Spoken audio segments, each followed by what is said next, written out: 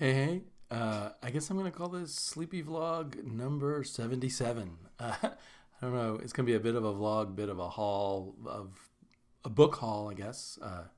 Trades and collections and such. Cheers, everyone. Slightly cooler day of what has been a really hot summer in a part of the country that didn't used to have hot summers at all. Anyway, a little bit of a relief from 90 above weather. It's in the 80s today.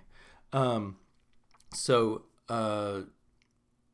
one of my vacations this summer, we were hanging out with relatives, and there's a niece of mine, a daughter of in-laws, who supposedly or apparently has trouble with reading comprehension, but likes graphic novels, likes comics. But her parents feel that graphic novels aren't a good measure of your reading skill. So anyway, I had to bite my tongue, but in the back of my mind, I immediately started plotting to send her some comics. And so Quacking Duck and I, my daughter and I, started thinking of comics we thought would be good for her. She's 13 going on 14 or thereabouts. And so we picked out some books. I'm going to send them to her tomorrow. One of them is this pretty new comic from Spaceboy, which I think is already becoming hard to get a hold of. I'm sure they'll print more copies. It's the first volume of a graphic novel series, but my daughter and I have read probably the equivalent of 3 or 4 or 5 volumes of it on Webtoons. So it first appeared on this app / web page that originates in Korea, but now has kind of an American edition. And this was an American artist who Webtoons, I think, sponsored to do this Spaceboy series, which is mostly about a girl. It's science fiction about a girl going to high school in the future after coming back from a deep space mining colony, and because of time differentials, she's decades or hundreds of years out of sync with the world she returns to, as are her parents. Anyway, it's interesting to see this because my daughter and I are 100 episodes ahead, and the art style has become much more sophisticated than it is now. But this is especially for a younger person, a very addictive read, combining science fiction and high school soap opera, and eventually a very slow burn on a mystery developing over this mysterious boy who appears at school, but most people don't even seem to be aware of him. We eventually learn a lot about him, but it's going to take many volumes for that. Anyway, I'm hoping this will prove as addictive to my niece as to my daughter. And then my daughter recommended this particular book by Raina Telgemeier, who many of you may know sells millions of books. I think what's her most famous book? It's called Smile. So amongst the many graphic novels that kids are reading all the time at school, these books by Raina Telgemeier are huge. And kids give them to each other as gifts all the time. My daughter got a number of these books for her birthday from friends who came to her birthday party, but she'd already read them, but she was glad to have copies of them because she'd read them in school before. So it was interesting. A while ago, I was listening to a podcast. Did I already repeat this earlier? Sometimes I forget what I've thought I wanted to pass on to my YouTube comic book friends and what I have said. I was listening to a podcast of Publishers Weekly, and they had gone to a library conference, and librarians are extremely interested in getting more graphic novels in their collections. And there are 100,000 libraries in the United States. I think a lot of those are school libraries. But at least the pattern at my daughter's school is kids discover books at the library then many of them buy them as presents or want their own copies or whatever. So success in those school libraries, which alone is a large market, also I think leads to success beyond. I can get sucked in sometime and coming up with theories of how to save comics and stuff. But in the purest sense in America, comics are doing fine. They're doing great. They're on so many platforms. Tons of young kids are reading them. They're just not reading the same comics we old guys are reading for the most part. But, and this is why we're seeing more and more stuff from the big two in our world, because the real big players are, what's the name of this? Is an imprint, I believe, of Scholastic called Graphics, and what's it called? I can't remember the name of that other thing. And this Space Boy is Dark Horse trying to get into this market. Anyway, there's lots of big players, big publishers there, and Marvel and DC are small publishers there. But we're seeing bits and pieces of them aiming towards that market or trying to straddle their market and this youth market out there. So another thing, speaking of the devil, we picked out for our niece or cousin, in the case of Quacking Duck, were the first 3 thin little trades of Ms. Marvel, which we read about this much before we kind of faded away on it. My daughter moves quickly from one thing to another. As she gets older, she tends to come back to stuff and want to read it again. I'm starting to learn or go deeper into it. But before, 8, 9, 10, well, she's 10 now, 8 and 9, her interest moves on pretty quickly. But so I'm hoping these will grab my niece. I like that Ms. Marvel is not a standard Caucasian for my niece, because my niece is a Chinese adoptee with very dark skin. Anyway, not that I'm sure she's going to enjoy Space Boy just as much with light-skinned people, but I'm just glad that there's actually a mix available to offer her. So those are going out soon. And, excuse me. I've got, you can't see it, but right next to me here, let's see if I can. I've got a giant stack of trades to show you and other things I've purchased over the past, 2 months or so. One of them is the remastered edition of Dave Sim's first phone book of Cerebus. And I tried to read a little bit of this with my daughter, and it was of the early issues because I remembered really liking those when I was about 13. But I was deeply into Conan at the time. So it was both a spoof of Conan, which I knew very thoroughly, of Conan comics, the Barry Smith, Roy Thomas comics. And what was I going to say? Oh, and for me as a kid at the time, it was like getting more Conan in a weird way. But it was also very funny. But then I made the smart move of skipping ahead and reading her some of the Elrod scenes. And she definitely enjoys Elrod because she is familiar with, I want to say Tennessee Tuxedo. What's the name of, it'll come to me, the Warner Brothers cartoon, the Elrod Speech Patterns. He's a spoof of both Elric and this giant chicken who says, "Son, I say, son, what are you talking about, son?" Yeah.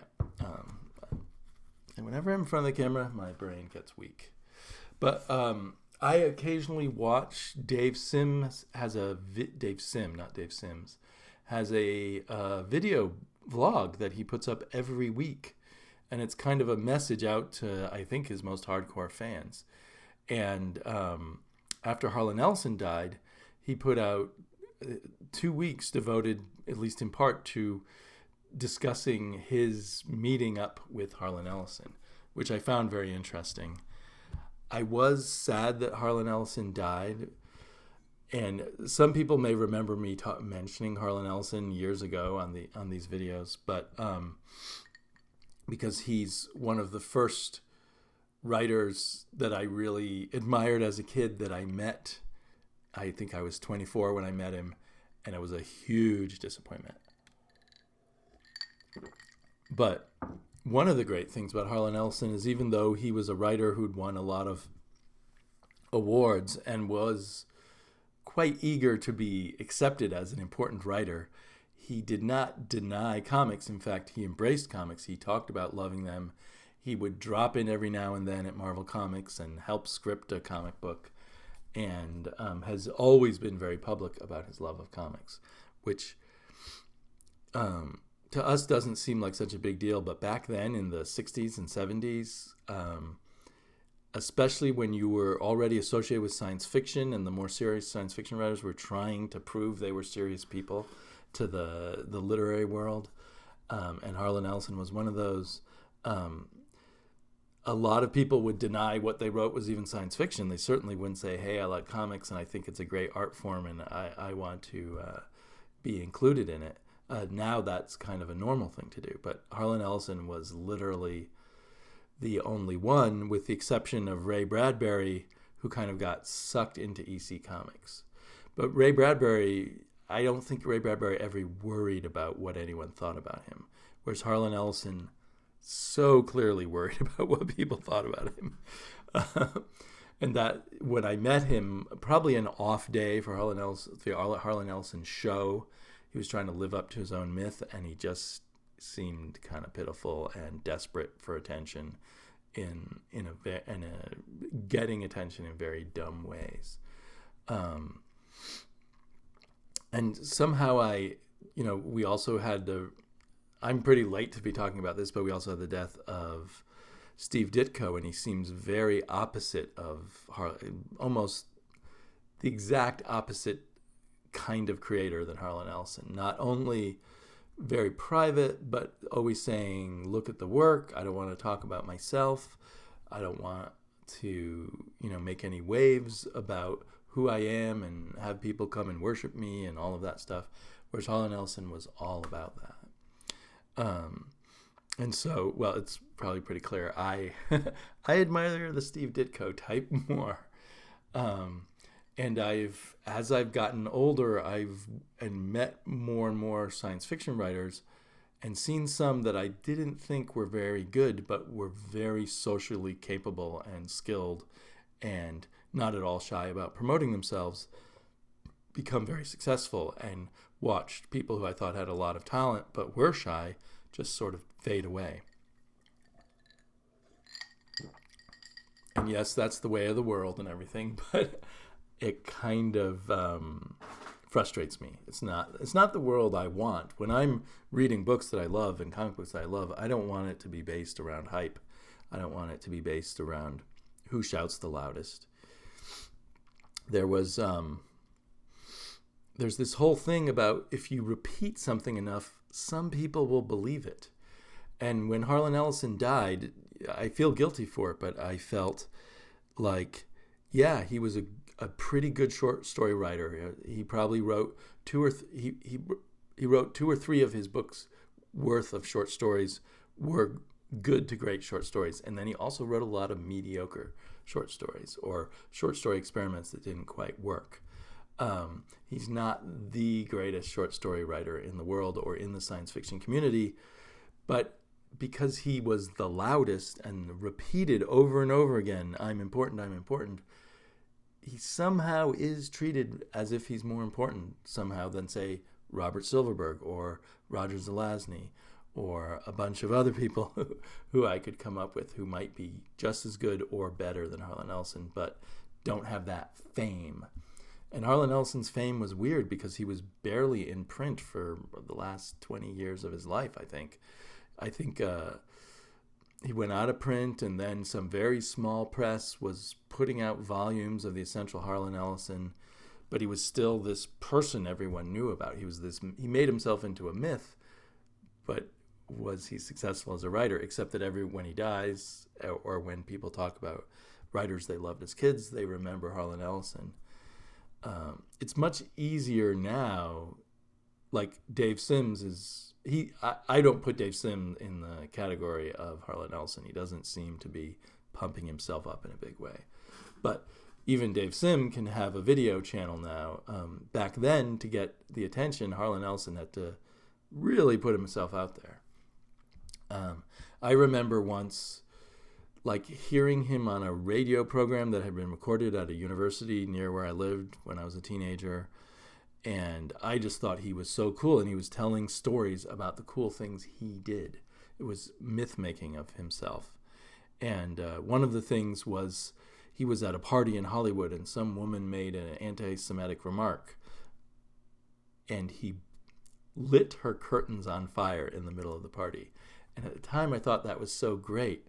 But then when I met Harlan Ellson and he was doing outrageous things at this party I was at for the sake of being outrageous, I wondered how anti-Semitic was the comment the woman made? Was Harlan Ellson looking for a chance to be insulted so that he could burn someone's curtains? I don't know. Maybe what she said was horrible. I can't remember if he specified what she said anymore. I always remember, as a, 14 or 15-year-old reading the introduction to one of his books where he gives you the exact number of women he's slept with, which was in the thousands. And I, at 14, was like, whoa, I don't think I can live up to that. But looking back on that, and in the context of everything else, he just, in every way possible, he had to toot his own horn, I guess, including couldn't resist bragging about how many women he slept with. If that is really something to brag about once you're a man in a middle-aged man. He might have been in his late 30s when he was giving us that report. Just in case you wanted to know, I've slept with 2,500 women or something like that. I would have lost track long before that, which also tells you about someone who's managed to keep track. If you slept with thousands of women and you've kept track of the number, what does that say? So here I am insulting the dead. On the other hand, I suppose he was a great promoter of the field of science fiction, except when he was beating people up for saying he was a science fiction writer. He says, I'm not a science fiction writer. Don't pigeonhole me. And he was a great promoter of comic books. So I do kind of have a love-hate thing with him. And I loved some of his stories. I've never really reread the stories that I loved as a teenager since I met him that time when I was 24. I'm just afraid to. But I connected that hyping yourself up with news that may just be rumors because it was from Bleeding Cool that Brian Michael Bendis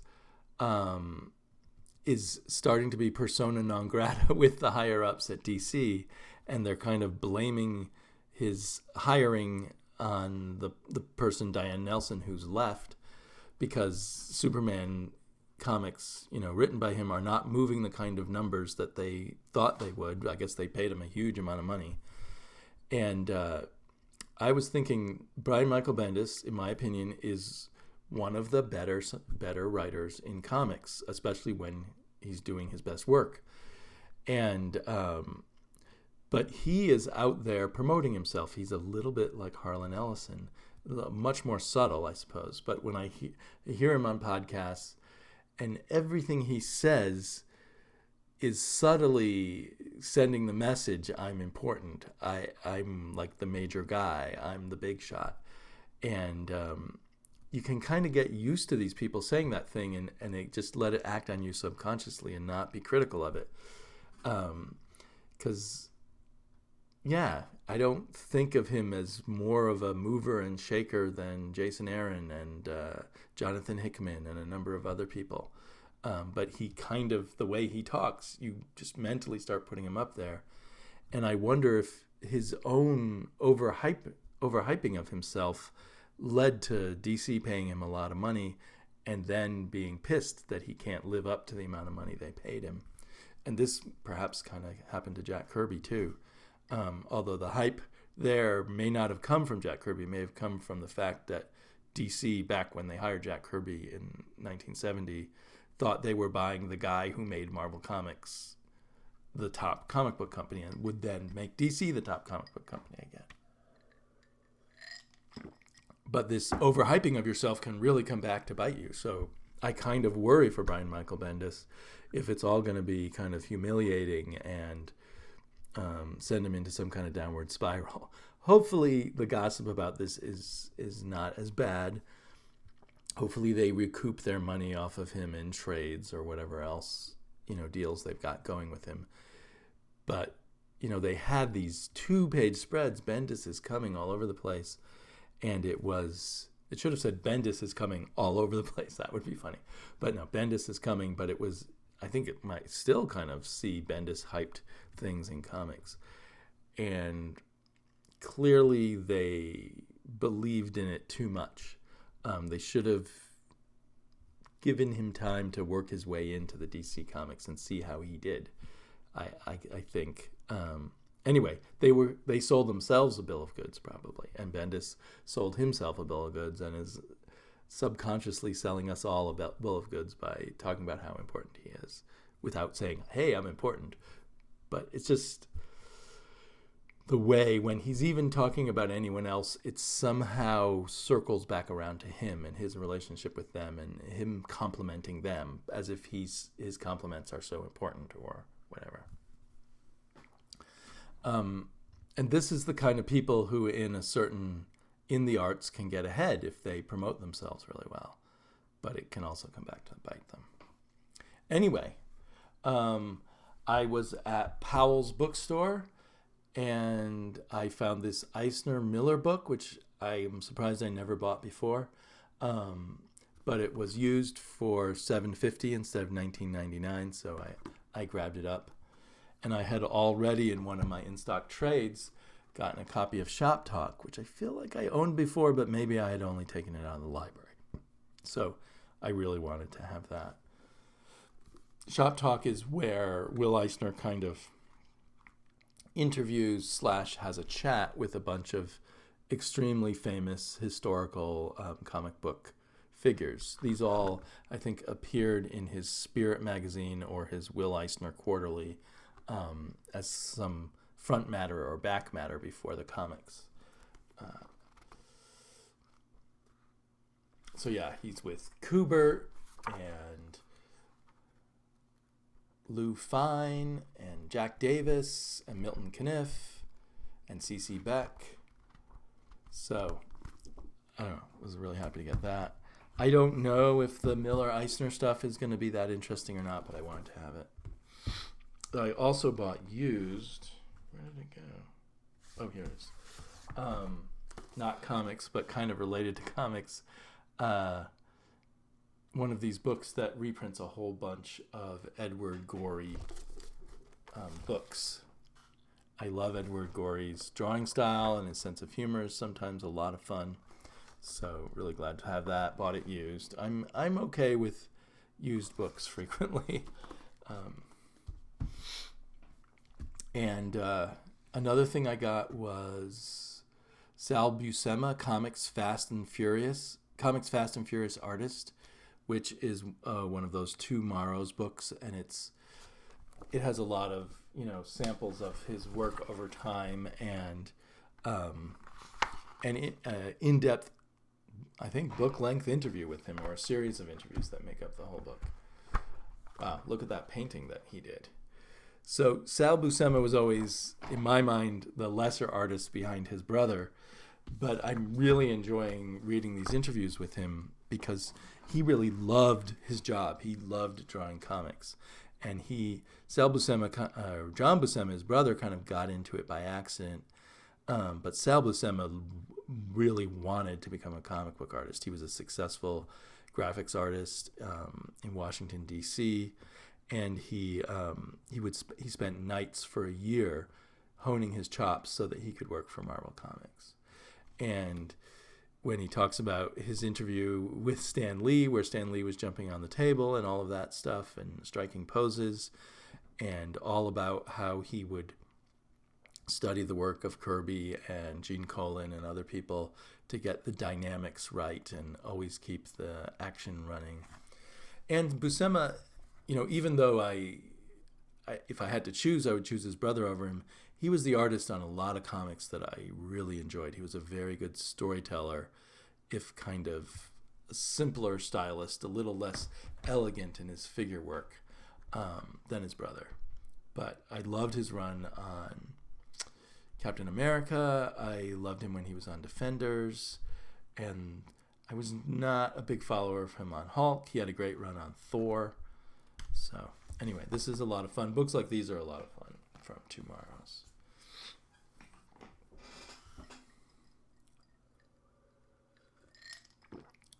Now here's some stuff I haven't even looked through at all. There's this, apparently was started on, it's a combination Kickstarter and IDW, a hardback magazine called Full Bleed that I believe combines fiction, nonfiction, and comics all in one package. And I'd heard about them, but I hadn't seen them anywhere. And I was in a let's spend a lot of money mood when I happened to be in this comic book store around the neighborhood, and I saw these 2 volumes. All they had 1 copy of each, so I just grabbed them. Hopefully I will like them when I eventually get around to reading them. I'm kind of like a squirrel who's I keep storing away more and more trades and graphic novels for that winter when I'm going to be able to sit down and read them all. But I spend most of my reading time actually reading the floppies that come out each week. I'm sure you could psychoanalyze why I'm doing this at this time of my life, but it makes me happy to store up these books. I can afford them now, and naughty bits. And I kind of run on the assumption that after I retire, I will live 20 years or something, and I will need a lot to read. I also I gave notice at my job, and I will be starting. Woohoo! I wonder what this is about. I will be starting my own a new project in terms of employment, and I hope to have a bit more free time in my life, although not enough to catch up with all the graphic novels I bought. I got the first volume of Grant Morrison's Batman. I'm hoping this is all the right stuff in the right order, because I would like to read his entire Batman run in the right order. Looking at it like digitally, I can't figure out where to start or whatever. Plus, it's be better to read physically anyway. So I'm glad they're putting out these omnibuses. I don't know how many there'll be to cover his whole run.